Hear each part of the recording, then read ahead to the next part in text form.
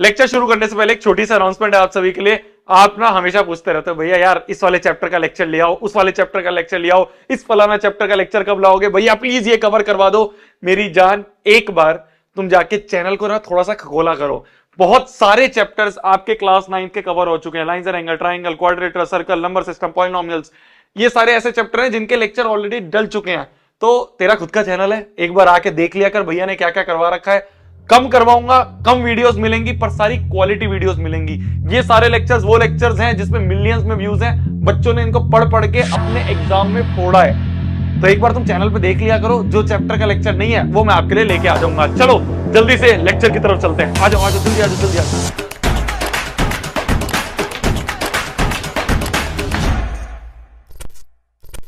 Hello everyone, this is शोभित निर्वाण। आज की इस वीडियो में हम बात करने वाले हैं आपके क्लास 9 के चैप्टर नंबर 4 के बारे में, जो कि है linear equation in two variable. इतना बड़ा चैप्टर का नाम भैया, चैप्टर भी बहुत बड़ा होगा।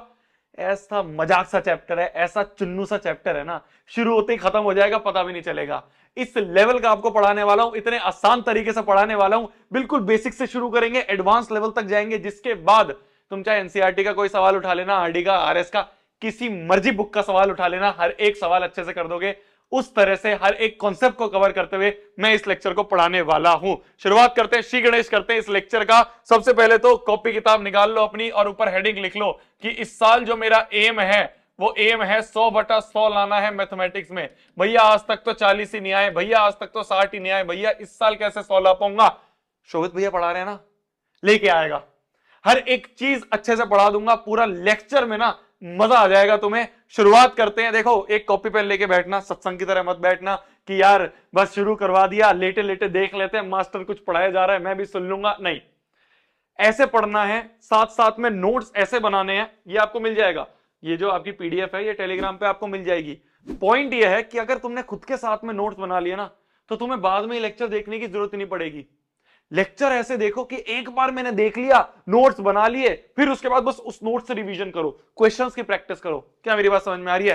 चलिए, linear equation in two variables, नाम ऐसा इतना बड़ा सा है भैया, क्या है इसका मतलब, ध्यान से समझेंगे। थोड़ा सा ना शुरुआत में थ्योरी वाला पार्ट है इस चैप्टर में, बोरिंग लग सकता है पर कवर करना पड़ेगा। जल्दी जल्दी कवर करवाऊंगा, फिर उसके बाद सवालों पे चलेंगे, मजा आएगा। सबसे पहली चीज पिछले चैप्टर में हमने पढ़ी थी पॉलिनोमियल्स में, वेरिएबल्स एंड कांस्टेंट। भैया वेरिएबल क्या होते हैं? देखो, हमने देखा था ना, x, small y, small z, small p, small q, small r, small s, small t, ये सारे जो होते हैं ना स्मॉल अल्फाबेट्स, इन सबको वेरिएबल्स के लिए डिनोट करने के लिए इन सबका यूज करते हैं। पर भैया अभी भी मेरे को वेरिएबल्स का मतलब समझ नहीं आया। मैंने कहा देख मेरी जान, नाम में छिपा है वेरिएबल। वेरी, वेरी मतलब चेंज होना, टेम्परेचर वेरी कर रहा है। तो ऐसी चीज जिसकी वैल्यू चेंज होती रहे उसे क्या कहेंगे? वेरिएबल कहेंगे। क्या बोला मैंने? ऐसी चीज जिसकी वैल्यू चेंज होती रहे, वैल्यू चेंज होती रहे, उसे हम क्या कहेंगे? उसे हम कहेंगे वेरिएबल। जैसे एक्स से डिनोट कर देते हैं, मेरा नाम है शोभित, मेरे को मान लो एस से डिनोट कर दिया, तो इसे डिनोट करने का तरीका है। मान लो आपका नाम है पंकज, आपको पी से डिनोट कर दिया, किसी का नाम है प्रिया, उसको पी से डिनोट कर दिया, किसी का नाम है राम, उसको आर से कर दिया, किसी का नाम है श्याम, उसको शाम से एस से कर दिया। तो ये सारे जो होते हैं ना, डिनोट करने के तरीके हैं, x y z p q r s, इस तरह से हम वेरिएबल्स को डिनोट कर देते हैं। तो ऐसी चीज जिसकी वैल्यू चेंज होती रहे उसे वेरिएबल कहेंगे, और ऐसी चीज जिसकी वैल्यू फिक्स रहे उसे कांस्टेंट कहेंगे। समझ गए मेरी बात? ऐसी चीज जिसकी वैल्यू फिक्स्ड रहे उसे हम क्या कहते हैं? उसे हम कांस्टेंट कहते हैं। जैसे कि टू एक कांस्टेंट है, इसको इंडिया में भी 2 बोलेंगे, ऑस्ट्रेलिया में भी 2 बोलेंगे, साउथ अफ्रीका में भी 2 बोलेंगे, लंदन में भी 2 बोलेंगे, अफ्रीका में भी 2 बोलेंगे, तो हर जगह इसको 2 ही बोलेंगे। तुम मार्स में चले जाओगे, वहां तुम्हें कोई दिख गया, अगर कोई दिख गया, उससे पूछोगे ये क्या है, वो कहेगा 2 है। तो ये क्या है? ये एक ऐसी चीज है जिसकी वैल्यू फिक्स है। दुनिया के किसी कोने में चले जाओ, फिक्स है 2। कहीं पे -1 लिखा है तो वो फिक्स है, हर जगह इसको -1 ही बोलेंगे। कहीं पे अगर पाई लिखा है तो वो फिक्स है, हर जगह इसको पाई ही बोलेंगे। तो ये सारे क्या होते हैं? ऐसी चीज जिसकी वैल्यू फिक्स रहे उसे क्या कहते हैं? उसे हम कांस्टेंट्स बोलते हैं। तो वेरिएबल मतलब जिसकी वैल्यू चेंज होती रहे। भैया एक और एग्जांपल बता दो। मैंने कहा देख, कहीं पे लिखा है x - 4 = 0 और कहीं पे लिखा है x - 7 = 0। यहां से अगर हम x की वैल्यू निकालें तो आएगा 4, और यहां से अगर हम -7 इधर जाएगा तो x की वैल्यू निकालें, यहां से आएगा 7। कहीं x की वैल्यू 4, कहीं x की वैल्यू 7, x तो अपना रंग बदल रही है। तो जहां पे रंग बदलता हुआ दिखे, वैल्यू चेंज होती हुई दिखे, कहीं x4 है, कहीं x7 है। मैंने एक और इक्वेशन लिखी, x - 3 बराबर 0। यहां से देखें तो x की वैल्यू 3 है, तो ये x जो अपना रंग बदल रहा है, ये अपनी वैल्यू को वेरी कर रहा है, तो क्या है, एक वेरिएबल है। इजी पीजी, आगे बढ़ते हैं। अगली चीज होती है एल्जेब्रिक एक्सप्रेशन, ये भी हमने पिछले चैप्टर में पढ़ा था। एल्जेब्रिक एक्सप्रेशन का मतलब combination of terms using plus minus. भैया नहीं समझ में आया, मैंने कहा देख, मान लो कोई एग्जांपल लूं, 4x + 7y - 2 बराबर, ये हमारा एक, मान लो तुम्हारे सामने एक चीज मैंने ऐसी लिख दी, 4x + 7y - 2, ऐसा लिख दिया। ये क्या है, ये कॉम्बिनेशन ऑफ टर्म्स हैं। भैया टर्म्स क्या होती हैं, मैंने कहा टर्म्स का मतलब, मान लो टर्म्स का मतलब क्या होता है भैया, टर्म्स का मतलब मान लो खाली वेरिएबल है, या खाली कांस्टेंट कहीं लिखा है, कहीं पे कांस्टेंट इनटू वेरिएबल लिखा है, कहीं पे वेरिएबल इनटू वेरिएबल लिखा है, तो उसे एक टर्म कहेंगे। Constant into variable, constant into variable ये एक टर्म है, कांस्टेंट इनटू वेरिएबल ये दूसरी टर्म है, खाली कांस्टेंट ये तीसरी टर्म है। और इन तीनों टर्म्स को प्लस माइनस का यूज करके जोड़ा गया है, इन तीनों टर्म्स को प्लस माइनस का यूज करके जोड़ा गया है। तो combination of terms using plus minus, तो this is known as an algebraic expression. इसे हम एक एल्जेब्रिक एक्सप्रेशन कहेंगे। जैसे कहीं पे लिखा है √7y + 3 बराबर, या इस तरह से लिखा है √7y + 3 - 6x, कुछ ऐसा लिखा है, या +6x लिखा है। तो ये एक टर्म है, कांस्टेंट इनटू वेरिएबल एक टर्म, खाली कांस्टेंट एक टर्म, कांस्टेंट इनटू वेरिएबल तीसरी टर्म। तो तीन टर्म्स को जोड़ रखा है प्लस माइनस का यूज करके, इसे भी एक एल्जेब्रिक एक्सप्रेशन कहेंगे। कहीं पे लिखा है x² - 2, variable into variable, x² मतलब x इंटू एक्स होता है, तो variable into variable, variable into variable, ये एक टर्म, ये दूसरी टर्म, दो टर्म को जोड़ के लिखा हुआ है, तो ये एल्जेब्रिक एक्सप्रेशन है।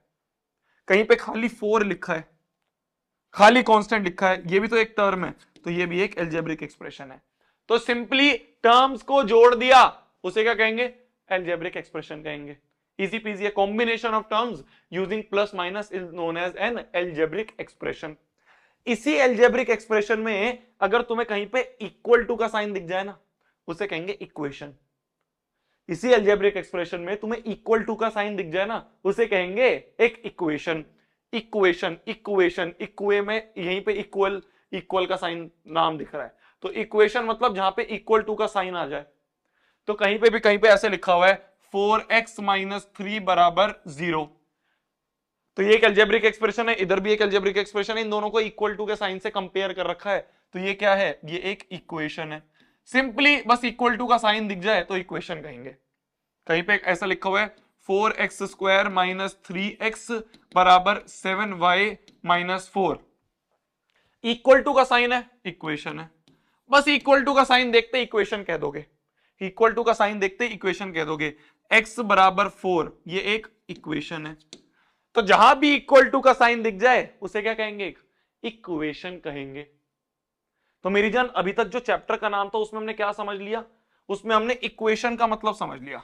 इक्वेशन का मतलब जहां पे भी इक्वल टू का साइन दिख जाए। अब पढ़ते हैं लीनियर इक्वेशन क्या होता है। भाई इक्वेशन, अभी हम चैप्टर का नाम ही समझ रहे हैं, इक्वेशन तो मतलब समझ में आ गया, लीनियर का मतलब याद है, पॉलिनोमियल में पढ़ा था हमने, linear polynomial, quadratic polynomial, cubic polynomial पढ़ा था ना। क्या पढ़ा था, एक बार याद करना, क्या होता है, क्या होता है लीनियर इक्वेशन का मतलब। लीनियर इक्वेशन का मतलब, जैसे लीनियर पॉलिनोमियल का मतलब होता है पॉलिनोमियल विद डिग्री 1, ऐसे ही लीनियर इक्वेशन का मतलब होता है इक्वेशन विद डिग्री 1। भाई लीनियर पॉलिनोमियल मतलब polynomial with degree 1, linear equation मतलब इक्वेशन विद डिग्री 1। डिग्री मतलब वेरिएबल की हाईएस्ट पावर, डिग्री मतलब वेरिएबल की हाईएस्ट पावर। वेरिएबल की कौन सी हाईएस्ट पावर हमें दिख रही है। जैसे फॉर एग्जांपल तुम्हें पहले मैं साइड में बता दूं डिग्री क्या होता है, रिमाइंड करवा दूं। जैसे कहीं पे लिखा है x² - 4x + 3, यहां पे x की पावर 2 है, यहां पे x की पावर 1 है, हाईएस्ट कौन सी पावर है 2, तो डिग्री क्या होगी 2 होगी। x³ - 4x², यहां 3 है, यहां 2 है, हाईएस्ट क्या है 3, तो डिग्री 3 होगी। जो भी हाईएस्ट पावर है उसे डिग्री कह देते हैं। तो ऐसी इक्वेशन जिसकी डिग्री 1 हो उसे लीनियर इक्वेशन कहेंगे। जैसे जैसे भैया कोई एग्जांपल बताना। मैंने कहा बिल्कुल। मान लो कहीं लिखा है 4x minus 3y equal to 2। यहां वेरिएबल की पावर 1, यहां भी वेरिएबल की पावर 1, तो वेरिएबल की पावर 1 है तो डिग्री 1 है, और ये एक इक्वेशन है, बिल्कुल है, इक्वल टू का साइन है।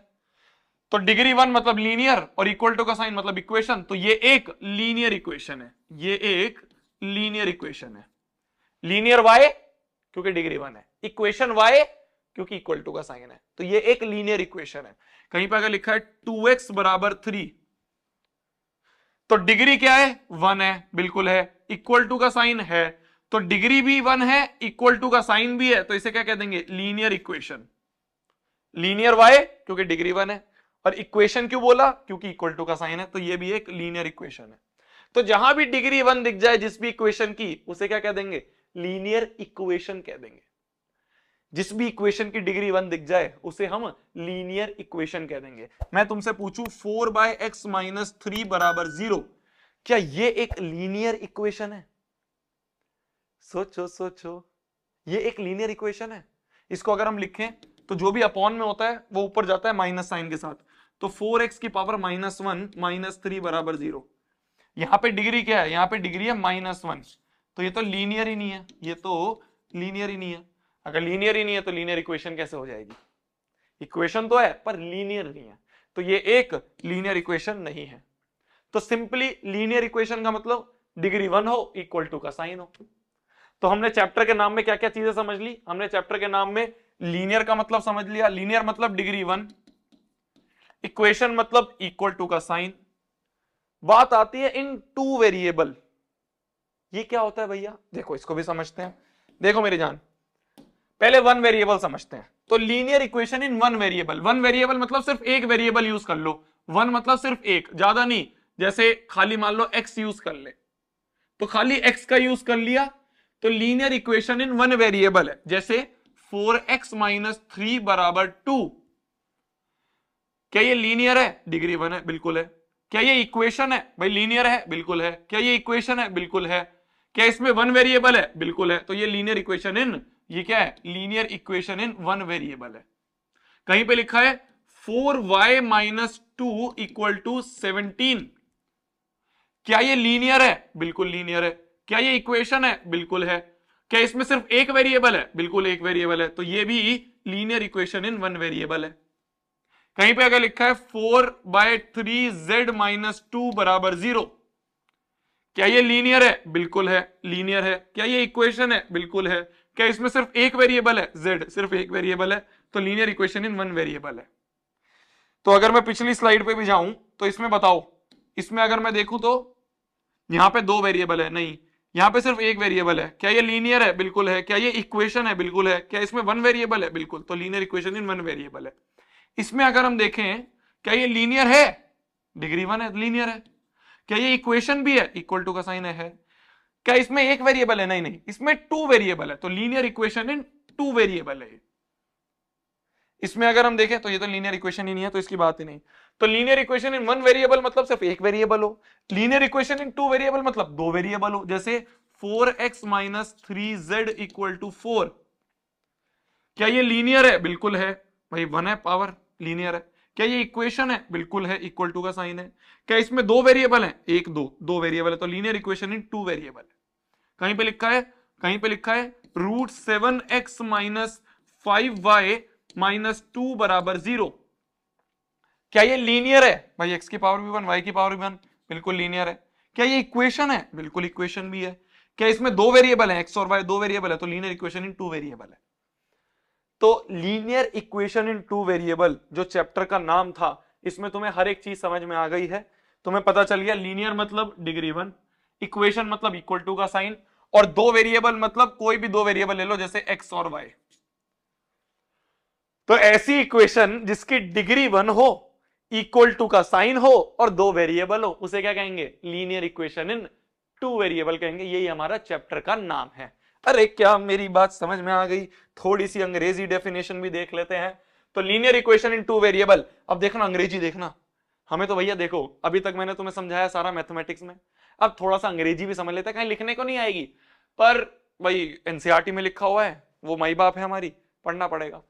तो linear equation in two variable का मतलब क्या होता है, एन इक्वेशन, ठीक है, of the form a x plus b y plus c, a x plus b y, जहां पे ए बी सी क्या है, a b c real numbers हैं, कॉन्स्टेंट्स हैं, ए जीरो नहीं है, बी जीरो नहीं है, क्यों, क्योंकि अगर ए जीरो हो गया तो जीरो इंटू एक्स, एक्स की टर्म ही हट गई, तो एक वेरिएबल ही हट गया, तो ये तो सिर्फ सिंगल वेरिएबल में रह जाएगा, तो इसलिए ए भी जीरो नहीं हो सकता, बी भी जीरो नहीं हो सकता, क्योंकि अगर बी जीरो हो गया तो वाई वाली टर्म हट गई, तो खाली एक्स बच गया, तो ये तो linear equation in one variable बन जाएगी।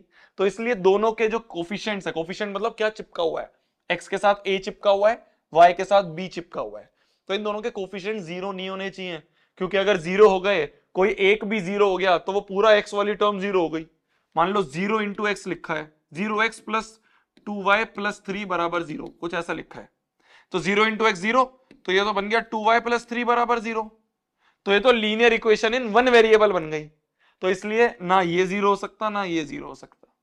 तो simply an equation of the form ax plus by plus c equal to zero, where a b c are real numbers, a non zero, b non zero, x and y are variables of it is called a linear equation in two variable. तो एक standard form जो है linear equation in two variable की, वो ये है, ax plus by plus c बराबर zero. जैसे जैसे जैसे जैसे मेरी जान 2x माइनस 3y प्लस 4 बराबर जीरो, ये लीनियर है, हाँ जी डिग्री 1 है। क्या इक्वेशन है, बिल्कुल है। दो वेरिएबल है, बिल्कुल है। तो ये एक linear equation in two variable है। कहीं पे अगर तुम्हें ऐसे लिखा, तुम कहोगे भैया आपने तो बोला था 4x plus 3y equal to 2, ये भी एक लीनियर इक्वेशन है। मैंने कहा बिल्कुल है, पर भैया ये तो इस फॉर्म में नहीं है, इसमें तो इक्वल टू में 2 है, इसमें तो इक्वल टू में 0 है। मैंने कहा तू कर सकता है ना मेरी जान, इस इक्वल टू को 2 को इधर ले आ। कैसे, 4x प्लस 3y, जो ये प्लस 2 है इधर आएगा तो माइनस 2 बन जाएगा, इक्वल टू 0। तो यहां पे हम देख सकते हैं ये ax plus by plus c के वाली फॉर्म में आ गया, तो ये linear equation in two variable है।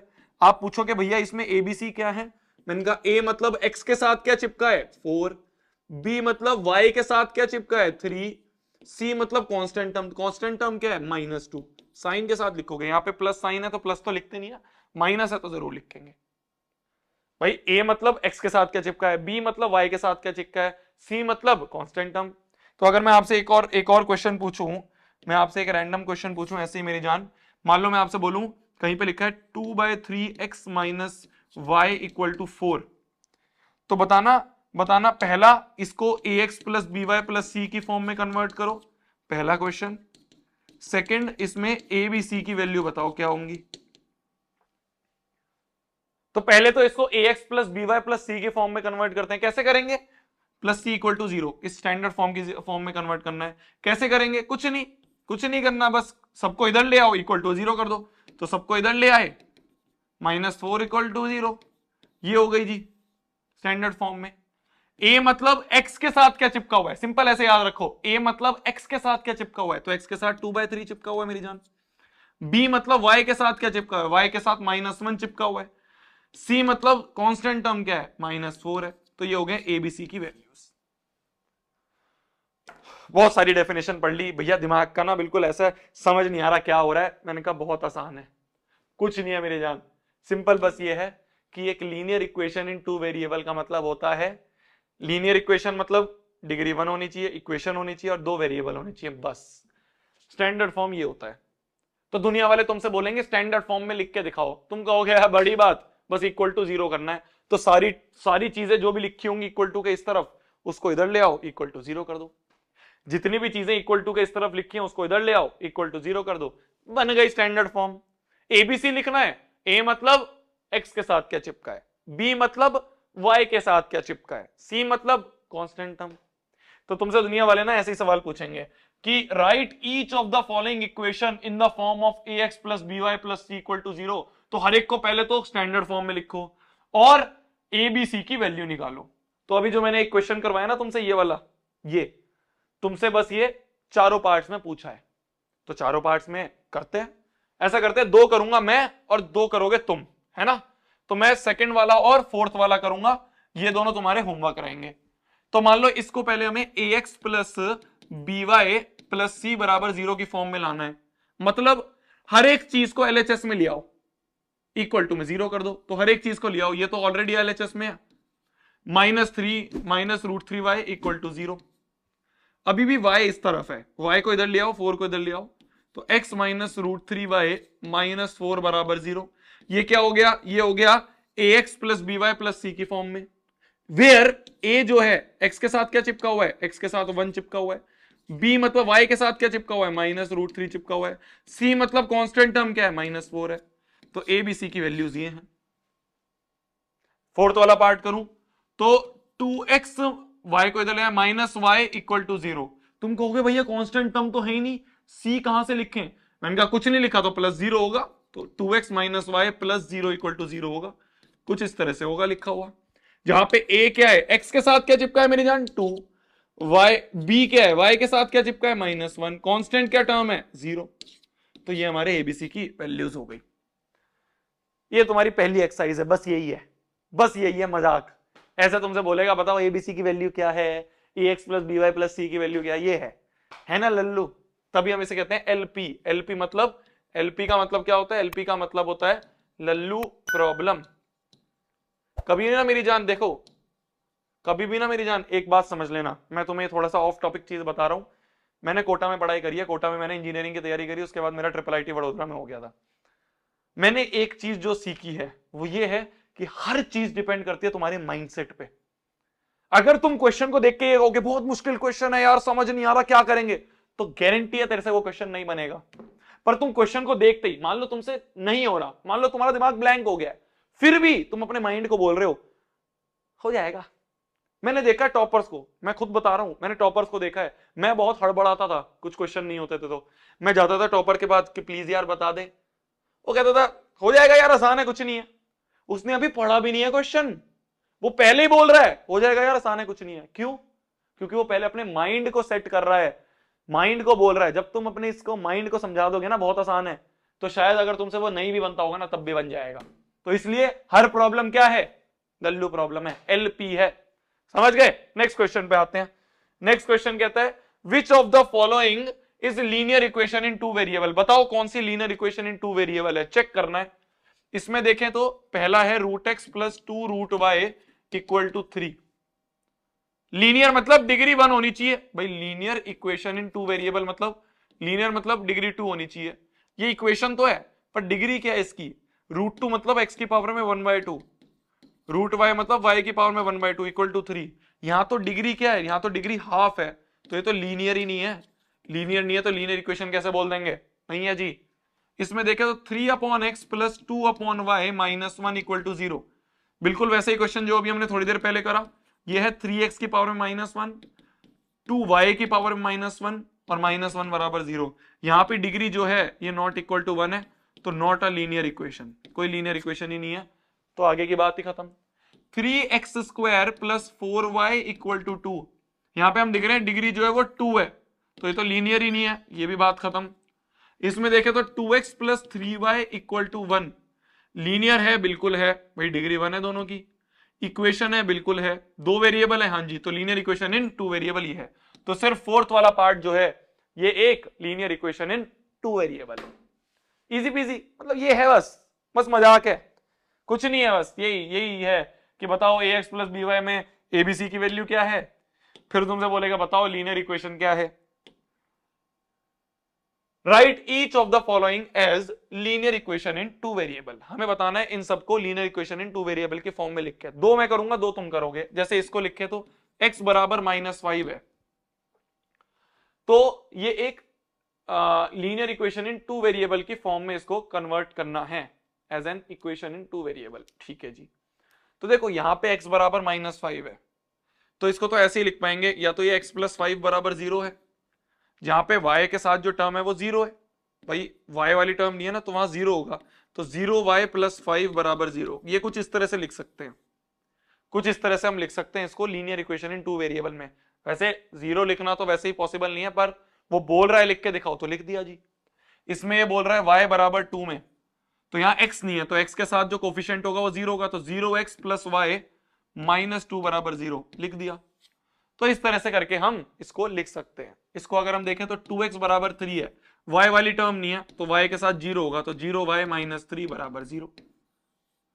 तो इस तरह से हम इसको देख सकते हैं। फोर्थ वाला पार्ट तुम खुद कर लोगे, इजी पीजी, इजी पीजी है, आसान कुछ नहीं है, मजाक है, ऐसे ही मजाक चलता रहेगा। देखो अब आते हैं हम वर्ड प्रॉब्लम्स पे। वर्ड प्रॉब्लम जो है इसकी वो थोड़ी सी दिमागदार है, ठीक है।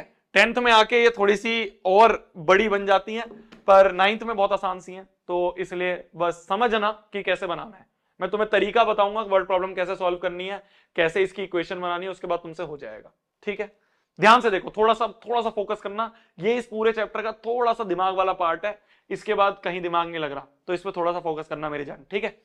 देखो cost of a note cost of a notebook is twice the cost of pen। क्या बोला है, वापस से पढ़ो, वापस से देखो, पहले समझो क्वेश्चन को, बोलना क्या चाह रहा है। Cost of notebook is twice the cost of pen. तो एक नोटबुक है, एक पेन है, तो जो नोटबुक की कॉस्ट है, कॉस्ट ऑफ नोटबुक जो है वो कितनी है, ट्वाइस है, 2 टाइम्स है कॉस्ट ऑफ पेन के। Write a linear equation in 2 variable to represent this statement, ठीक है। अब देखो इस तरह के क्वेश्चन कैसे करने हैं, जिन जिन चीज के बीच में रिलेशन दिया है, किस किस चीज के बीच में दिया है, कॉस्ट ऑफ नोटबुक और कॉस्ट ऑफ पेन के बीच में रिलेशन है। क्या बोला मैंने, ध्यान से सुनो, किस किस के बीच में रिलेशन है, नोटबुक की कॉस्ट और पेन की कॉस्ट के बीच में रिलेशन है। तो बेसिकली नोटबुक की कॉस्ट और पेन की कॉस्ट के बीच में रिलेशन है, तो जिस भी चीज के बीच में रिलेशन है उनको कुछ भी एज्यूम कर लो।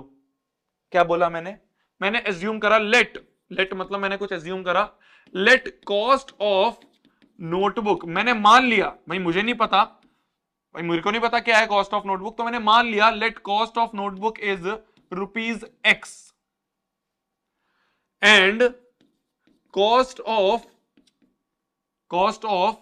वन नोटबुक, एक नोटबुक की X रुपीज है, और कॉस्ट ऑफ 1 पेन जो है वो मान लो ₹Y है। तो जिस जिसके बीच में रिलेशन दिया था उनको वेरिएबल मान लो। क्या बोला मैंने, ध्यान से सुन लो, ऊपर छत पे लिख लेना इस बात को, क्या कि जिन जिन चीज के बीच में रिलेशन दिया था, या जिस ये मैं हिंदी में इसलिए जान पूछ के लिखता हूं जिससे कि ना कोशिश करना तुम भी हिंदी में लिखो, तो अपने नोट्स में जब तुम हिंदी में लिखोगे ना तो तुम्हारा दिमाग पूरा सा जाके एकदम वहीं पे स्ट्राइक करेगा कि हिंदी में क्या लिखा है, एक बार पढ़ लेता हूं, तो इसलिए मैं हिंदी में लिखता हूं ध्यान से। तो जिस जिसके बीच में रिलेशन दिया है, अब मैं हिंदी का अध्यापक नहीं हूं तो शायद हिंदी में मात्राओं में गलती हो सकती है, बट समझ जाओगे तुम। तो जिस जिसके बीच में रिलेशन दिया है उन्हीं को वेरिएबल मान लो, उन्हीं को वेरिएबल्स मान लो। तो भाई कॉस्ट ऑफ नोटबुक और कॉस्ट ऑफ पेन के बीच में रिलेशन था, तो मैंने कॉस्ट ऑफ 1 नोटबुक को X मान लिया, कॉस्ट ऑफ 1 पेन को Y मान लिया, ठीक है। अब देखो, अब हम देखते हैं वापस से क्वेश्चन को। भाई जैसे ही तुम किसी को मान लो ना X और Y, अब एक बार वापस से क्वेश्चन को जरूर पढ़ना। वापस से क्वेश्चन को पढ़ते हैं। Cost of notebook is twice the cost of pen. तो अकॉर्डिंग टू क्वेश्चन, ATQ मतलब अकॉर्डिंग टू क्वेश्चन। क्वेश्चन क्या कहना चाह रहा है, ये तो मैंने अपने हिसाब से माना है ना X और Y। क्वेश्चन क्या बोल रहा है, क्वेश्चन बोल रहा है कॉस्ट ऑफ अ नोटबुक, एक नोटबुक की जो कॉस्ट है वो किसके बराबर है, इज इक्वल टू, ये बोला है ना कॉस्ट ऑफ नोटबुक इज, तो cost of notebook is twice the cost of pen. तो जो इन्होंने अंग्रेजी में लिखा था मैंने वो मैथमेटिक्स में लिखा। भाई अंग्रेजी में लिखा था cost of notebook is twice the cost of pen, मैंने मैथमेटिक्स में कैसे लिखा, cost of a notebook is मतलब equal to cost of notebook, notebook की जो कॉस्ट है वो किसके बराबर है, twice the cost of pen के। पर कॉस्ट ऑफ नोटबुक हमने क्या माना है, यही तो हमने X माना है, तो X जो है वो किसके बराबर है, 2 टाइम्स कॉस्ट ऑफ पेन किसके बराबर है, Y, तो 2 टाइम्स Y, तो X बराबर 2Y। यही तो है हमारी लीनियर इक्वेशन इन 2 वेरिएबल। देखो पावर 1 है, लीनियर है, इक्वेशन है, इक्वल टू का साइन है, 2 वेरिएबल है, तो यही तो है हमारी लीनियर इक्वेशन इन 2 वेरिएबल। तुम कहोगे भैया इसको स्टैंडर्ड फॉर्म में लिखो, लो X minus 2Y equal to 0। तो जब भी तुम्हें linear equation in 2 variable form करने के लिए बोले थ्रू अ वर्ड प्रॉब्लम, तो एक सिंपल सी चीज है जो मैंने यहां लिखी है। क्या लिखी है कि जिस जिसके बीच में रिलेशन है, जिस जिस चीज के बीच में रिलेशन है उन्हीं को वेरिएबल मान लो। कॉस्ट ऑफ पेन जो था वो मैंने मान लिया, कॉस्ट ऑफ नोटबुक जो था वो मैंने मान लिया। फिर मैंने वापस से क्वेश्चन पढ़ा, क्या वापस से भाई ये तो मैंने माना है, क्वेश्चन क्या बोल रहा है, क्वेश्चन बोल रहा है cost of notebook is twice the cost of pen, लिख दिया। कॉस्ट ऑफ नोटबुक एक्स मानी थी, पेन वाई माना था, तो एक्स बराबर 2y। Easy PG. और क्वेश्चन करेंगे, अच्छे से समझ में आएगा मेरी जान। देख, in a one day international cricket match, तो एक क्रिकेट का मैच था, रैना जी और धोनी जी जो थे उन दोनों ने मिलके 198 रन बनाए। किन्होंने? रैना जी ने और धोनी जी ने मिलके 198 बनाए। तो कुछ रन रैना जी ने बनाए होंगे, कुछ रन धोनी जी ने बनाए होंगे, कुछ रैना जी ने कुछ धोनी जी ने, दोनों को मिला के 198 रन बने। बोला है ना, टुगेदर, टुगेदर मतलब मिला के 198 रन बनाए। Express the statement as a linear equation in 2 variable. ठीक है जी। तो किस किस के बीच में रिलेशन दिया है हमें हमारा मेन चीज क्या है, बोला गया है रैना जी और धोनी जी ने मिला के 198 रन बनाए। तो रैना जी ने जितने रन बनाए, धोनी जी ने जितने रन बनाए, उनके मिला के 198 हुए। तो किस किस के बीच में रिलेशन दिया है भाई? जितने रैना जी ने बनाए और जितने धोनी जी ने बनाए, इन दोनों के बीच में रिलेशन दिया। कुछ रैना जी ने बनाए होंगे, कुछ धोनी जी ने बनाएंगे, तो वो कुछ कितना है भाई? कुछ रैना जी ने बनाएंगे, कितने एज्यूम कर लेते ना। तो लेट रैना जी स्कोर्ड एक्स रन्स, भाई रैना जी ने मान लो एक्स रन्स बनाए, एंड धोनी जी जो है मान लो उन्होंने स्कोर्ड कितने करे, वाई रन्स बनाए। तो अकॉर्डिंग टू क्वेश्चन, वापस से क्वेश्चन को पढ़ेंगे, अभी तो मैंने अपने हिसाब से माना, अब वापस से क्वेश्चन को पढ़ेंगे। Raina ji and Dhoni ji together scored 198, तो दोनों ने मिलकर 198 बनाए होंगे। तो runs by Raina ji plus runs by Dhoni ji जो होंगे वो टुगेदर कितने बनाए, 198 बनाए। क्या ऐसे ही होगा भाई? कुछ रैना जी ने बनाए, कुछ धोनी जी ने बनाए, और मिला के 198 बने। तो रैना जी ने कितने बनाए थे, यही तो हमने एक्स माना था। धोनी जी ने कितने बनाए, यही तो हमने वाई माना था। तो एक्स प्लस वाई किसके बराबर है, 198 के बराबर। तो एक्स प्लस वाई माइनस 198 बराबर 0। This is the required linear equation in 2 variable. Linear है, बिल्कुल है, पावर 1 है। इक्वेशन है, बिल्कुल इक्वल टू का साइन है। 2 वेरिएबल है, बिल्कुल है। तो ये this is the required linear equation in 2 variable. है ना, इजी पीजी, आसान है। ठीक है, नेक्स्ट क्वेश्चन पे आते हैं मेरी जान। Cost of 2 pizzas and burger is 450। Represent this situation algebraically and also draw the graph. Graph आपके सिलेबस में नहीं है तो इसको नहीं करेंगे। मेन चीज जो है वो है कि इसको एल्जेब्रिकली मतलब वही इक्वेशन में बनाना है। किस किस के बीच में रिलेशन दिया है, किस किस के बीच में रिलेशन दिया है? पिज्जा की कॉस्ट और बर्गर की कॉस्ट। तो let cost of 1 pizza is ₹X, ऐसी तो मानेंगे, and cost of 1 burger is ₹Y। तो अकॉर्डिंग टू क्वेश्चन, अब वापस से क्वेश्चन पढ़ते हैं। ATQ according to question, cost of 2 pizza, क्या बोला मैंने, cost of 2 pizza and burger, मतलब cost of 2 pizza plus cost of 1 burger. भाई 2 पिज्जा और 1 बर्गर, तो cost of 2 pizza plus cost of 1 burger, ये किसके बराबर दिया हमें, ₹450 के बराबर। यही तो बोल रहा है क्वेश्चन कि पिज्जा की, 2 पिज्जा की कॉस्ट और 1 बर्गर की कॉस्ट को मिला के ₹450 दिए। एक पिज्जा जो है वो x का है, तो 2 पिज्जा कितने के होंगे भाई? एक पिज्जा, 1 पिज्जा का कॉस्ट है x, तो 2 पिज्जे की कॉस्ट कितनी होंगी, 2 की कॉस्ट होंगी 2x। एक अगर ₹10 का है तो 2 कितने होंगे, 2 × 10। तो ऐसे एक अगर x रुपीस का है तो 2 पिज्जा कितने होंगे, 2 × x, plus cost of 1 burger, एक बर्गर की कॉस्ट y है, ठीक है, इक्वल टू 450। तो 2x plus y minus 450 equal to 0। This is the required linear equation in 2 variable. This is the required linear equation in 2 variable. है easy PG, मजा आ रहा है, कुछ नहीं है ना, बस जिसमें जिस चीज के बीच में रिलेशन दिया है उसको मानो और वेरिएबल बना लो। ये थोड़ा सा दिमाग वाला सवाल है, ध्यान से देखना, थोड़ा सा दिमाग वाला सवाल है, ध्यान से देखना। देखो मेरी जान, एक बात बताओ, इस क्वेश्चन को करने से पहले ना एक क्वेश्चन आपसे मैं पूछना चाहता हूं अलग से। कहीं पे मान लो 27 लिखा है या मान लो 63 लिखा है, कहीं पे 63 लिखा है। 63 मतलब 63 का मतलब ये यूनिट प्लेस डिजिट है और ये टेंस प्लेस डिजिट है। ऐसे ही होता है, बचपन में पढ़ा है ना हमने भाई। एक होती है यूनिट प्लेस डिजिट, एक होती है टेंस प्लेस डिजिट। तो इसको अगर एक्सपेंडेड फॉर्म में लिखा जाए, ये 6 इंटू 3 नहीं होता। 63 का मतलब ये कोई होता है 6 इंटू 3, ये कोई होता है 63 का मतलब होता है कि भाई जो यूनिट प्लेस है उसको 1 से मल्टीप्लाई कर दो और जो टेंस प्लेस पे लिखा है उसको 10 से मल्टीप्लाई कर दो। तो 6 इंटू 10 60 प्लस 3 63 बन जाएगा। ऐसे तो लिखा जाता है ना।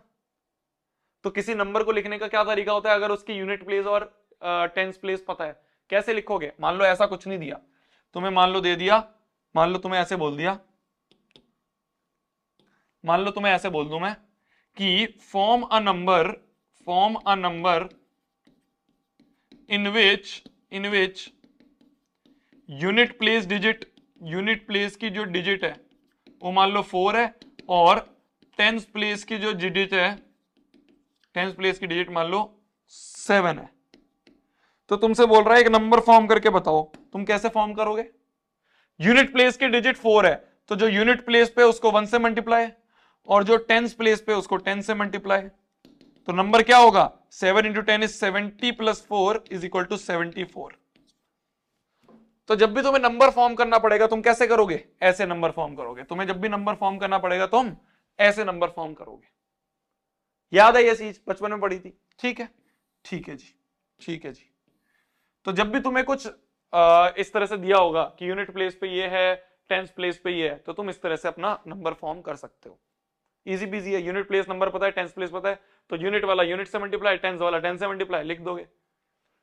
अब आते हैं इस क्वेश्चन पे। अब आना इस क्वेश्चन पे, ध्यान से देखना। ये समझ में आ गया ना? आप देखो, a number is 27 more than the number obtained by reversing the digits. ठीक है, नहीं समझ में आया ना? कोई बात नहीं, देखना। If its units and tens place digit are x and y. क्या बोला इन्होंने? अकॉर्डिंग टू क्वेश्चन में दिया हुआ है हमें यूनिट्स प्लेस डिजिट जो है वो हमें क्या दे रखा है? एक्स है, और टेंस प्लेस डिजिट जो है वो हमें वाई दी है। तो देयरफॉर अगर हम इससे एक नंबर बनाना चाहें, मान लो कोई मैंने नंबर बनाया, मान लो नंबर का नाम मैंने एन रख दिया, कुछ भी नाम रख सकता हूं, सोनू मोनू नोनू, तो एन मैंने नाम रख दिया। वो नंबर क्या होगा भाई? यूनिट वाला यूनिट से मल्टीप्लाई, टेंस वाला 10 से मल्टीप्लाई। तो ये हो गया 10y प्लस एक्स, ये हो गया नंबर n। क्या यहां तक समझ में आया? कोई बड़ी चीज नहीं है। नंबर फॉर्म करना था, ऐसे फॉर्म कर लेंगे। तो हमें नंबर फॉर्म करना था, हमने इस तरह से नंबर फॉर्म कर दिया। यूनिट प्लेस दे रखा था, टेंस प्लेस दे रखा था। वापस से एक बार क्वेश्चन पढ़ते हैं। A number is 27 more than the number obtained by reversing it's digits. क्या बोला? Reversing it's digits. रिवर्सिंग मतलब अभी जो यूनिट और टेंस पे था इसको रिवर्स कर दिया। मतलब आफ्टर रिवर्सिंग, देखो क्या बोला है, ध्यान से देखना। अभी कई बार नहीं समझ में आता शुरू में, पर एक बार देखोगे तो समझ में आएगा। 10th में भी आएगा एकदम सेम ऐसा ही क्वेश्चन, उस समय तुम्हें आता होगा क्योंकि तुम शोभित भैया से अभी पढ़ रहे हो ध्यान से। तो पहले तो तुम्हें समझ में आ गया था कि यूनिट और टेंस प्लेस ऐसे दे रखा है, बात बन गई। मान लो रिवर्स कर दिया। रिवर्स मतलब यूनिट प्लेस पे एक्स है ना, तो एक्स वाला जो है एक्स अब आ गया टेंस प्लेस पे, और टेंस प्लेस पे वाई था वो चला गया यूनिट्स प्लेस पे। तो यूनिट्स प्लेस पे वाई हो गया और टेंस प्लेस पे एक्स हो गया। भाई पहले यूनिट पे एक्स था, अब वो टेंस पे चला गया, टेंस पे वाई था, वो यूनिट पे चला गया। तो रिवर्स करने के बाद जो नंबर बना, मान लो एन डैश बना, वो क्या बनेगा भाई? यूनिट वाले को 1 से मल्टीप्लाई कर दो, 10 वाले को 10 से मल्टीप्लाई कर दो, टेंस प्लेस वाले को। तो एन डैश जो है वो बन गया 10x प्लस वाई। तो जो ओरिजिनल नंबर था, जो ओजी नंबर था मेरा, वो ये था। रिवर्स करने के बाद जो नंबर बना वो ये बना। क्लियर है? क्लियर है? इतना तो आगे समझ में, कोई बड़ी चीज नहीं है। वापस एक बार क्वेश्चन पढ़ते हैं। A number is 27 more than the number obtained by reversing it's digit. तो अकॉर्डिंग टू क्वेश्चन क्या बोल रहा है कि जो नंबर है ना वो 27 ज्यादा है। किससे? 27 ज्यादा मतलब 27 ऐड करोगे किससे? The number formed by obtained by reversing it digit. तो जो नंबर है ना वो 27 ज्यादा है किससे? किससे 27 ज्यादा है? एन डैश से, क्योंकि एन डैश जो है वो एक नंबर है obtained by reversing it digits. तो अ नंबर इज मतलब इक्वल टू का साइन। तो number is 27 more than, 27 more than मतलब ऐड करेंगे, more than the number obtained by reversing in digits. तो जो नंबर ऑब्टेन्ड हुआ रिवर्सिंग इन डिजिट्स से वो ये था, ओरिजिनल नंबर ये था, number obtained by reversing in digits ये था। क्वेश्चन बोल रहा है तो जो नंबर है ना वो number obtained by reversing digits से 27 ज्यादा है, ये हमें बोला है क्वेश्चन ने। बस इसको लिख दो। तो n की जगह हम 10y प्लस x लिख देंगे equal to 27 plus n dash की जगह 10x प्लस y लिख देंगे। तो देखो अब क्या करेंगे, 10y, y इधर है, इस y को इधर ले आओ, तो 10y माइनस y बन जाएगा, प्लस x ऐसे का ऐसा ही, माइनस 10x इधर चला जाएगा और माइनस 27 इधर चला जाएगा इक्वल टू 0। इन सारी चीज को उठा के इधर ले आए, y के साथ y को लिख दिया माइनस y, x के साथ x को लिख दिया माइनस 10x और 27 ऐसे लिख दिया। 10y minus y is 9y plus x minus 10x minus 9x, भाई माइनस बढ़ेगा साइन लगेगा, और माइनस 27 बराबर 0। क्या ये हमारी linear equation in two variable बनती हुई दिख रही है? लीनियर है, बिल्कुल है, दो वेरिएबल है, बिल्कुल है। तो ये एक linear equation in two variable बनती हुई दिख रही है। भैया थोड़ा सा कंफ्यूजिंग था, एक बार और समझाओगे? मैंने कहा बिल्कुल समझाऊंगा। क्या तेरे को इतना समझ में आया कि यूनिट प्लेस पे अगर टेंस प्लेस पे अगर कोई डिजिट दे रखे तो नंबर कैसे बनाएंगे?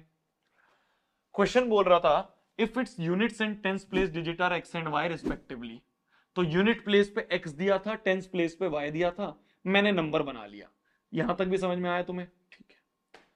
क्वेश्चन बोल रहा है जो नंबर है ना, जो नंबर तुमने बनाया, अनंबर जो नंबर तुमने बनाया है वो 27 मोर है। 27 मतलब 27 ऐड करोगे, किसमें? More than the number obtained by reversing it's digits. तो ओरिजिनल डिजिट से ये नंबर बना, रिवर्स करके ये नंबर बना, this is the number obtained by reversing digits. After reversing जो नंबर ऑब्टेन्ड हुआ वो ये हुआ। तो बोला है नंबर इज 27 मोर देन, तो नंबर इज 27 मोर देन किससे? Number is 27 more than the number obtained by reversing digit. तो 27 ज्यादा है किससे? Number obtained by reversing digit से। तो n is 27 more than n dash, बस n की जगह रखा, n डैश की जगह रखा, आंसर निकाल लिया। क्लियर है? थोड़ा सा दिमाग वाला क्वेश्चन है, 10th में भी आएगा ऐसा, पर अगर तुम्हें अभी नहीं समझ में आया ना, ये मेरे को भी जब मैं अपने 9th में था ना, मैं कहता था पता नहीं क्या है, रट लेता हूं। रटना मत, कभी मत रटना। 2 बार देखो, 3 बार देखो, 4 बार देखो, रिपीट पे देखो, रिकॉर्डेड वीडियो देख सकते हो कितनी बार भी, तो रिपीट पे देखोगे समझ में आ जाएगा। 4-5 बार देखोगे ना, खुद एक बार लिखोगे, क्या करो, बंद कर दो, ठीक है, अभी मतलब लेक्चर नहीं बंद करोगे ऑब्वियसली, पॉज कर दो, पॉज करके ऐसे तुम मान लो इससे देख रहे हो, ठीक है, तुम्हारा फोन है, ठीक है, फोन है ये, और मान लो तुम्हारी कॉपी है जिसपे तुम ये सवाल कर रहे होगे। ध्यान से देखना मेरी जान, मैं तेरे को चीजें बता रहा हूं, ये कोई नहीं बताएगा, कोई मास्टर नहीं बताएगा, मास्टर कहेगा रट ले, मैं तेरे को बता रहा हूं समझ ले। क्या ये फोन है तेरा, पॉज कर दिया, ठीक है, पॉज करके इसको ऐसे रख ले अपने फोन के ऊपर, मतलब फोन ऐसे, मैं तुम्हें सामने का व्यू दिखा रहा हूं, तुम्हारी टेबल का व्यू है कि मान लो यहाँ पे क्वेश्चन है और नीचे मैंने सॉल्यूशन करा है, तो सॉल्यूशन छिपा के खाली क्वेश्चन को देख लो और क्वेश्चन देख के अपने आप सॉल्व करने की कोशिश करो। दिमाग लगाओ, शोभित भैया क्या बोल रहे थे, शोभित भैया क्या बोल रहे थे, दिमाग लगाओ, एक बार सॉल्व करने की कोशिश करो, 2 बार करो, फिर से देख के फिर से कोशिश करो, आ जाएगा, गारंटेड आ जाएगा। क्या मेरी बात समझ में आ रही है? थोड़ा सा भारी क्वेश्चन है, दिमाग लगता है, पर अगर दिमाग नहीं लग रहा है तो फिर किस बात के मजे हैं चैप्टर में? दिमाग तो जरूर लगना चाहिए ना। नेक्स्ट क्वेश्चन पे आते हैं। A fraction becomes 1/4 when 2 is subtracted from the numerator and 3 is added to the denominator. Represent this solution as linear equation in two variable. Also find the two solutions. ये find solutions वाला आपका अगला part है, ये थोड़ी देर में करेंगे, अभी सिर्फ ये करते हैं। एक फ्रैक्शन जो है वो 1/4 बन जाता है, कब बन जाता है? जब न्यूमरेटर से 2 सब्ट्रैक्ट करेंगे और 3 करेंगे डिनोमिनेटर में ऐड। क्या बोला, वापस से देखो क्वेश्चन को ना 3-4 बार पढ़ना होता है कई बार। तो फ्रैक्शन जो है, फ्रैक्शन क्या होता है? लेट द फ्रैक्शन मतलब कोई भी न्यूमरेटर डिनोमिनेटर वाला कुछ चीज हो, तो let the fraction is x upon y। कुछ ऐसा हमें फ्रैक्शन दे रखा है, हमने मान लिया अपने हिसाब से, मान लिया x अपॉन y फ्रैक्शन है, भाई न्यूमरेटर x है, डिनोमिनेटर y है, मैंने ऐसे मान लिया। तो ये जो फ्रैक्शन x बाय y है अकॉर्डिंग टू क्वेश्चन, ध्यान से देखना, समझ में आ जाएगा तुम्हें, एकदम देखते समझ में आ जाएगा। ये जो फ्रैक्शन है ना, इट बिकम्स 1/4। ये क्या है? 1/4 के बराबर हो जाता है। कब? when 2 is subtracted from numerator। Numerator में से तो 2 सब्ट्रैक्ट कर दो, ठीक है, and 3 is added to the denominator। Denominator में 3 ऐड कर दो। तो ये जो x/y फ्रैक्शन था, ये 1/4 बन जाता है कब? जब न्यूमरेटर में से 2 सबट्रैक्ट करा और 3 ऐड कर दिया डिनोमिनेटर में, तो ये जो है ये बन गया हमारा लीनियर इक्वेशन इन 2 वेरिएबल। भैया अभी तो नहीं दिख रहा, मैंने कहा क्रॉस मल्टीप्लाई कर देना, क्रॉस मल्टीप्लाई कर दे, तो 4 इंटू एक्स माइनस 2, 4 ऊपर मल्टीप्लाई होगा, इक्वल टू वाई प्लस 3, 1 से मल्टीप्लाई होगा तो वाई प्लस 3 रह जाएगा, 4 अंदर गया तो 4x माइनस 4 टू जा 8 equal to y plus 3, y इधर जाएगा तो 4x माइनस वाई माइनस 8 ऐसे कैसा, और 3 भी इधर जाएगा तो माइनस 3 इक्वल टू 0 बन गया। तो 4x minus y minus 8 minus 3 तो माइनस 8 9 10 माइनस 11 बराबर 0। तो 4x minus y minus 11 equal to 0, यह एक लीनियर इक्वेशन इन 2 वेरिएबल। तो जब भी फ्रैक्शन मानना होगा x बाय वाई मानो, जो क्वेश्चन ने बोला है अकॉर्डिंग टू क्वेश्चन करके सॉल्व कर दो, इजी पीजी है ना, इजी पीजी। चलिए आगे बढ़ते हैं। तो ये आपके कुछ वर्ड प्रॉब्लम्स थे जो मैंने आपको समझाए। आपकी एनसीईआरटी में ना, मैं आपको बताता हूं, एनसीईआरटी में आपको सिर्फ ये वर्ड प्रॉब्लम दिया हुआ है कि कॉस्ट ऑफ नोटबुक x है, कॉस्ट ऑफ पेन y है, x और जो कॉस्ट ऑफ नोटबुक है twice the cost of pen है। तुमने तो इससे बहुत भारी भारी सवाल कर लिए हैं, तो इसलिए ये सवाल जो है तुम्हें एग्जाम में भी इस तरह के सवाल आएगा, बस इसमें थोड़ा पेन की जगह तुम्हें ऐसे रैना जी और धोनी जी वाले कर देंगे या पिज्जा बर्गर कर देंगे, बस इससे ज्यादा बहुत मुश्किल पूछा जाता है। पर तुमने तो इससे बड़े बड़े सवाल कर लिए, तुमने तो 10वीं का सवाल सॉल्व कर लिया, ये भी 10वीं का सवाल है, ये भी 10वीं का सवाल है, तो ये तुमने सॉल्व कर लिया, शाबाश यार, तुम तो मजेदार आदमी हो हैं।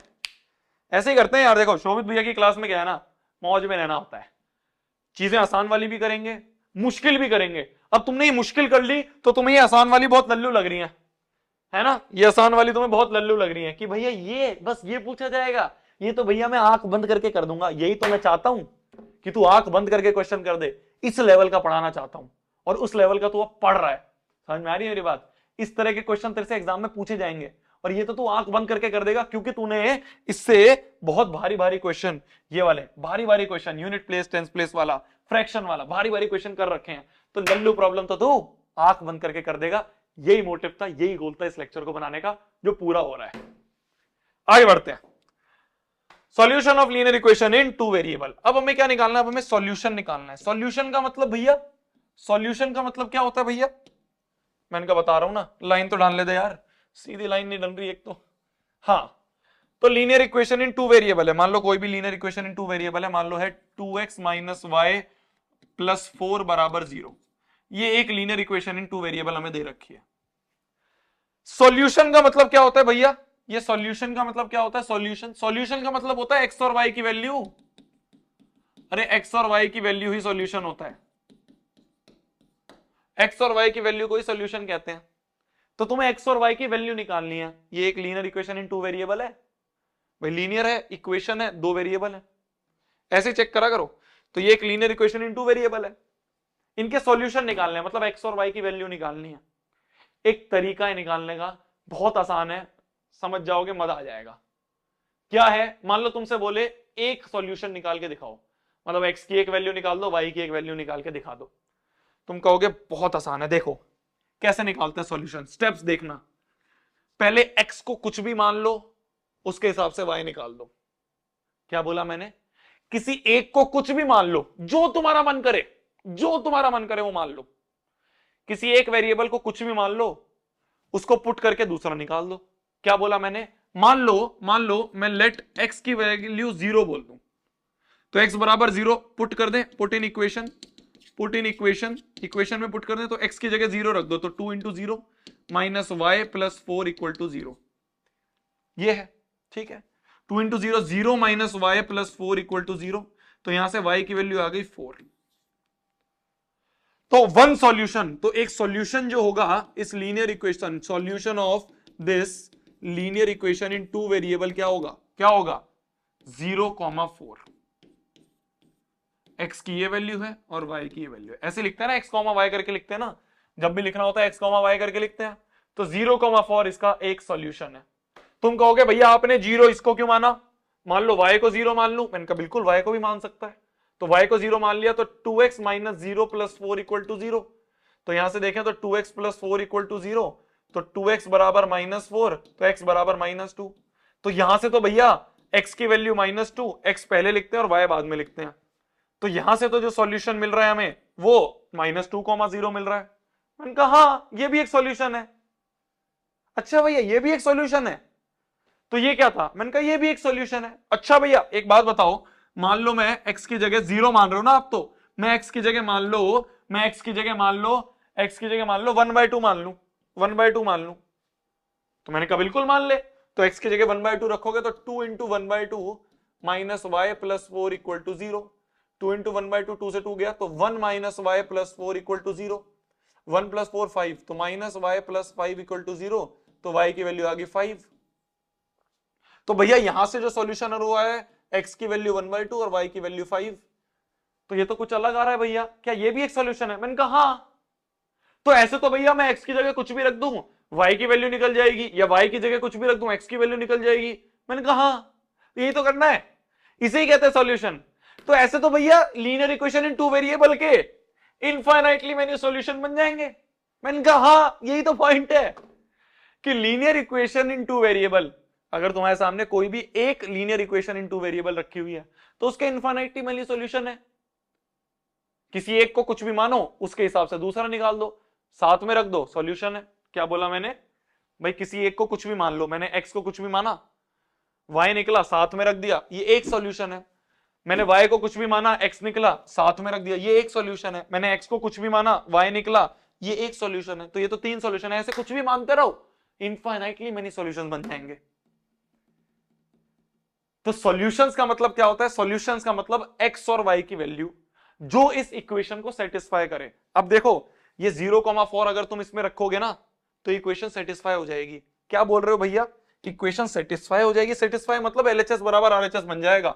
देखो 0,4 को चेक करते हैं। चेक 0,4 इन दिस इक्वेशन, इस इक्वेशन में चेक करते हैं इसे। देखना बहुत इंपॉर्टेंट कॉन्सेप्ट बता रहा हूं। 0,4 इसमें चेक करना मतलब इसमें रख दो। तो LHS में मान लो मैंने रख दिया, LHS में रखें तो 2 × x की जगह 0 रख दो और y की जगह 4 रख दो। 2 × 0 - 4 + 4, ये LHS में मैंने भाई y की जगह 4 रख दिया, y की जगह 4 रख दिया, x की जगह 0 रख दिया, तो ये बन गया LHS। 2 × 0 0, 0 - 4 + 4, -4 + 4 भी 0 होता है। क्या यही RHS है? 0 ही तो है RHS में। तो मतलब एक पॉइंट तो ये समझ में आ गया कि बहुत सारे सॉल्यूशन होंगे कि x की जगह कुछ भी रखो y निकाल लो, या y की जगह कुछ भी रखो x निकाल लो। बहुत सारे सॉल्यूशन होंगे, जितने भी हैं ये सब सॉल्यूशन। ये भी एक सॉल्यूशन है, ये भी एक सॉल्यूशन है, ये भी एक सॉल्यूशन है, होंगे बहुत सारे सॉल्यूशन। और ये सारे सॉल्यूशन, देखना ध्यान से सुनना, ये सारे ही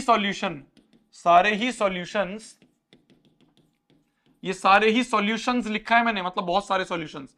जितने भी सॉल्यूशंस तुम निकालोगे ये सारे ही सॉल्यूशंस इक्वेशन को सेटिस्फाई करेंगे। सेटिस्फाई का मतलब क्या होता है? सेटिस्फाई का मतलब होता है कि इक्वेशन में x और y पुट करने पर, x और y की ये वैल्यूज पुट करने पर, जो वैल्यूज तुम सॉल्यूशन निकाल रहे हो, ये वैल्यूज पुट करने पर LHS बराबर RHS बन जाएगा, होगा LHS बराबर RHS होगा। तो 2 पॉइंट हमने पढ़े। पहला, लीनियर इक्वेशन इन 2 वेरिएबल के इनफाइनाइटली मेनी सॉल्यूशन होंगे। कोई भी एक रखो दूसरा निकालो, एक रखो दूसरा निकालो, ऐसे बहुत सारे निकाल सकते हो। तो क्वेश्चन में तुम्हें बोलेगा 2 निकालो तो 2 निकाल लोगे, 3 निकालो 3 निकालो, 4 निकालो 4 निकाल लोगे। तो ये हो गया इनफाइनाइटली मेनी सॉल्यूशंस होंगे। और ये सारे सॉल्यूशन जो होंगे ये इक्वेशन को सेटिस्फाई करेंगे। मतलब अगर मैं किसी भी एक सॉल्यूशन को उठा के इक्वेशन में रखूंगा, इक्वेशन के LHS में रखूंगा, तो LHS बराबर RHS होगा। समझ में आ गई मेरी बात? क्वेश्चंस करते हैं और अच्छे से क्लियर होगा। Find 2 solutions for each of the following equation. हर एक इक्वेशन के 2-2 सॉल्यूशन निकालने। तो जैसे पहला है 4x + 3y = 12, 2-2 निकालने। तो पहले के लिए मान लो लेट x बराबर 0 रख दूंगा, तो x बराबर 0 रखा तो 4 × 0 + 3 × y = 12, तो 3y = 12, तो y = 3 4 12 होता है ना, तो y = 4। तो 1 सॉल्यूशन जो है वो हो गया 0,4। एक बार x को 0 रखा, एक बार y को 0 रख देता हूं। सबसे सिंपल होता है ये करना, एक बार x को 0 रख दो, एक बार y को 0 रख दो। तो y को 0 रखें, एक तो ये सॉल्यूशन हो गया हमारा। तो अब y को 0 रखे तो 4 into x plus 3 into 0 equal to 12, तो 4x बराबर 12 और 4 3 जा 12 होता है, तो x की वैल्यू 3 आ गई। तो x की वैल्यू 3,0, एक ये सॉल्यूशन हो गया। तो हेंस तुम ऐसे लिख दोगे, आंसर कैसे लिखोगे, hence two solutions of this equation are 0,4 and 3,0। हमेशा याद रखना x पहले आएगा y बाद में आएगा। बच्चे y 0 लिख के यहाँ पे 0,3 लिख देते हैं, नहीं, y बाद में आता है x, तो x, y ऐसे लिखा जाता है, x, y इस तरह से लिखा जाता है, याद रखना। पहले x फिर y, पहले x फिर y। तो ये दो सॉल्यूशंस होंगे। मान लो इस वाले पार्ट का मैं करूं तो 3y प्लस 4 इक्वल टू 0, दो सॉल्यूशन निकालने इसके। 4x होगा, यहाँ पे 4x होगा, 3y प्लस 4x बराबर 0, ये होगा, ठीक है। तो मान लो एक बार x को 0 रखेंगे, लेट x बराबर 0, सबसे आसान है, x को 0 रखो तो 3y प्लस 4 इंटू 0 बराबर 0, तो 3y बराबर 0, तो y बराबर 0, तो x बराबर 0 पे y 0 आया। मान लो y बराबर 0 रखूं तो 3 इंटू 0 प्लस 4 इंटू एक्स बराबर 0, तो यहां से 4x बराबर 0, तो x भी 0, तो दूसरा सॉल्यूशन भी 0,0 ही दिख रहा है, x बराबर y बराबर 0 पे x बराबर 0, तो सॉल्यूशन आर 0,0, हमेशा 0,0 इसके सॉल्यूशन है। Easy PG. ये वाला खुद करो जल्दी, पॉज करके करो, इस वाले को करो खुद। ये मान लो इक्वल टू 0 नहीं है, मान लो ये इक्वल टू 10 है, ये इक्वल टू 10 है, तो इसके सॉल्यूशन निकालो, जल्दी निकालो। मैं आंसर लिखूंगा, मैं करके नहीं दिखाऊंगा। इसके जो आंसर आएंगे मैं बताता हूं। जब x को 0 रखोगे तो y बराबर 2 आएगा, पहला सॉल्यूशन। y को जब 0 रखोगे तो x बराबर 5 आएगा। तो 0,2 और 5,0 ये दो सॉल्यूशन है। एक बार x को 0 रखा, एक बार y को 0 रखा। इजी पीजी, इजी पीजी, ये है बस। तो पहला पार्ट क्या था इस चैप्टर का? पहला पार्ट था कि आपको linear equation in two variable पहचाननी है, ax प्लस by इन सबके फॉर्म में लिखना है, abc की वैल्यू निकालनी है। दूसरा पार्ट था वर्ड प्रॉब्लम, कुछ नहीं है, इजी पीजी है, तुम समझ गए हो। तीसरा पार्ट था ऐसे सॉल्यूशन निकालने हैं। ये है, आ रहा है मजा करने में। चेक करो क्या ये इसका सॉल्यूशन है, चेक करना है। चेक मतलब अगर सेटिस्फाई करेगा तो सॉल्यूशन होगा। क्या बोला मैंने कि अगर 2, -1/2 रखने पर, अगर 2, 1/2 रखने पर LHS बराबर RHS दिखेगा तो सॉल्यूशन होगा, वरना नहीं होगा।